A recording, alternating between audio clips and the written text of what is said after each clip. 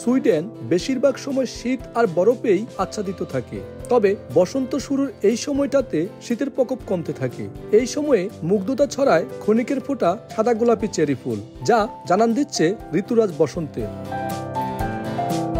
সাধারণত সুইডেনে মার্চের শেষ এবং এপ্রিলের প্রথম দিকে স্বর্গীয় সৌন্দর্য নিয়ে আবির্ভাব ঘটে চেরি ফুলের। তবে এবছর কিছুটা দেরিতেই এসেছে ফুল।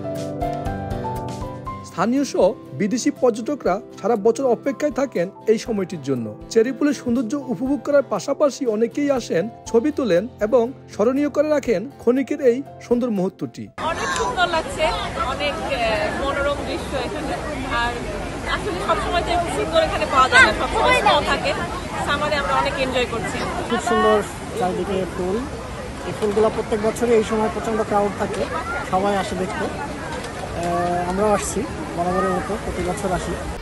1, 2, 3 ঢাকায় জমি জিতে নিন 100% ক্যাশব্যাক সহ 20 কোটি টাকার পুরস্কার। এখানে অনেক টুরিস্টরা আসেন এবং আমি রেকমেন্ড করি যে যারা সুইডেনে বেড়াতে আসবেন অবশ্যই এই জায়গাটাতে আসবেন। চেরি ফুলের এই উৎসবকে ঘিরে স্থানীয় সহ প্রবাসী বাংলাদেশিরাও মেতেছেন উন্মাদনায়।